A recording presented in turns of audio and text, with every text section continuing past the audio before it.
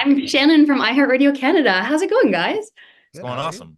Yeah, good. I'm so excited to talk to you. It's been on my bucket list for years to go to a Shinedown show. I have yet to go to one, but I feel like this is almost better than that, getting We to have to talk. change that. Yeah, we gotta fix We that. Yeah. gotta fix that real quick. We do have to change that, especially following you guys on social media as well, because the videos from your shows are just insane. And the way that your fans talk about your shows is insane. What do you think it is about your shows that just make them this safe, special place for so many people?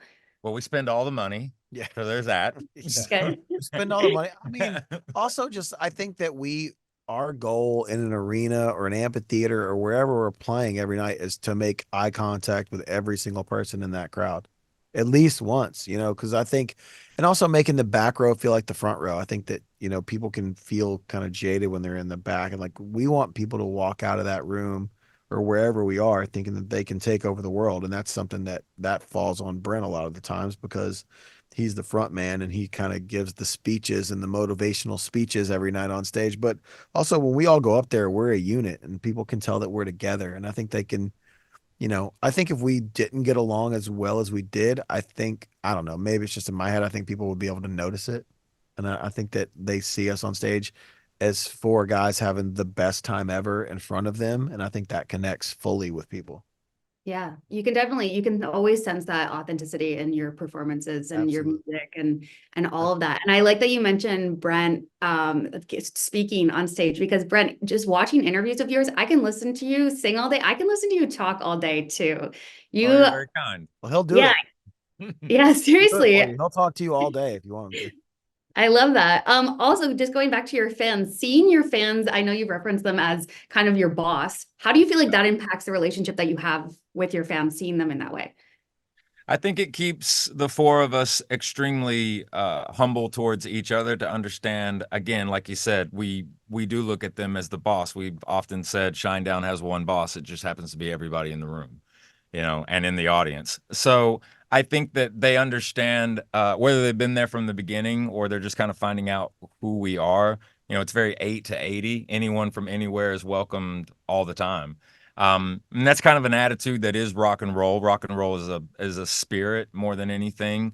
And I think that we try to really look at music and songwriting, as you kind of touched on it a moment ago. It really is about being real and being authentic. We talk about a lot of heavy subject matter in our songs. We've been, a band for 20 years. We've been talking about mental health for the better part of 20 years.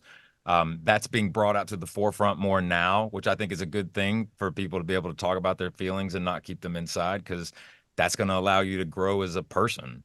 So that connection with the audience is, they know that we are not going to walk out there and phone anything in. Like they're going to get absolutely our 100% and beyond. Totally. I like that you say too, like fans 8 to 80. You also cross now into the animal world as well. You have human fans and you have a horse Yes, fans. yes. Horses seem to really dig us. To really like us. Yes, especially the Sound of Madness album. They really like that one. Yeah. I can't get over that video of that horse just like headbanging. I watched it so many times.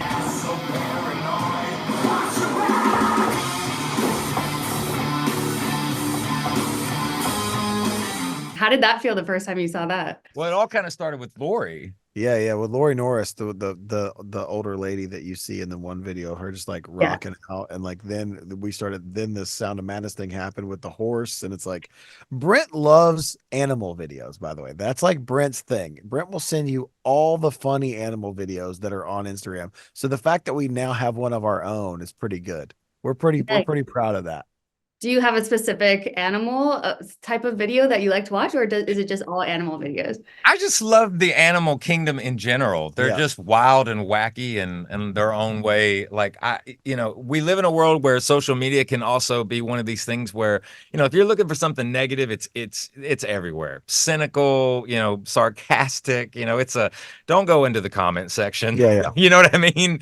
It's kind of like, you want to post and ghost. And it just seems like I cannot be in a bad mood if I'm on social media and it's in my algorithm. Animals. It's just animals being silly. Yeah. I don't know. It just makes me smile.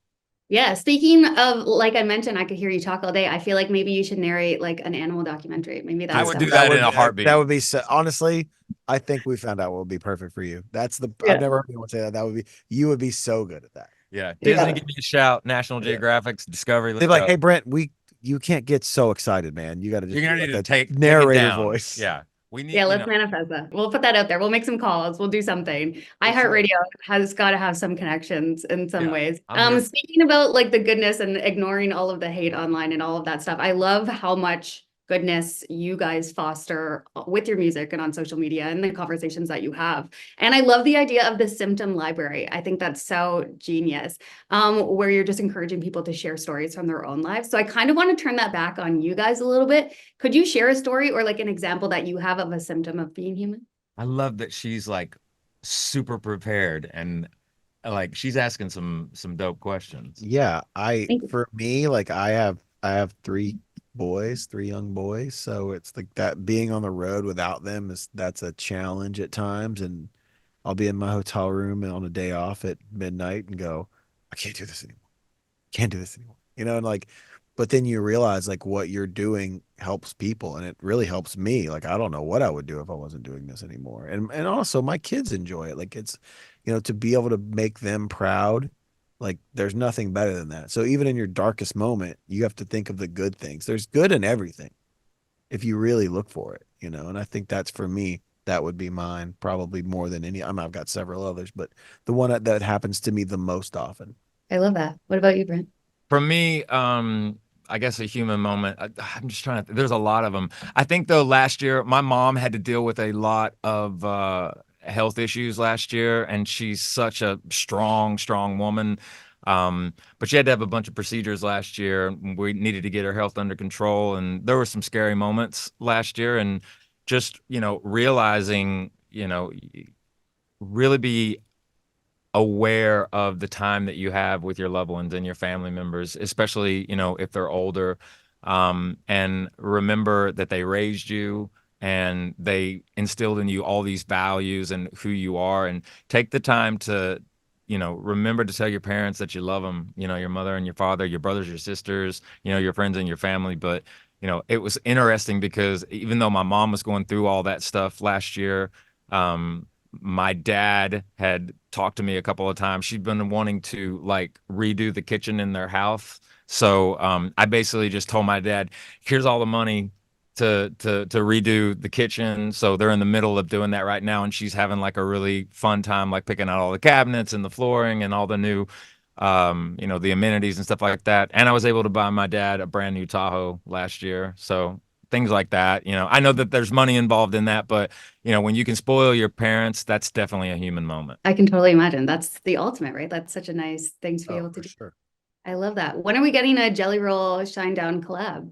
Whenever you're ready for it. Yeah. Whenever you want it. We got him on speed dial. It has been discussed for sure. Okay. Is there any other artists that you've maybe had ideas or conversations around that you wanted to collab with that you haven't already? Beyonce, Usher, Miley Cyrus. Those are three that I would say right out of the gate. Carrie Underwood would be awesome. Underwood would be great. Yeah, nice. Okay, awesome. Nature documentary narration for Brent, and then the new Beyonce album that comes Collab out. album. Yeah, collab. Yep. Yeah, we have a lot to manifest. I love 100%. that. Awesome, guys. Thank you so much for chatting. I could talk to you all day. You guys are lovely. I appreciate it. Thanks for having us. Thanks for the support. We appreciate you very much. Thanks for taking the time out of your day. Awesome. Thanks, guys. Have a great day. All right, you too. Bye.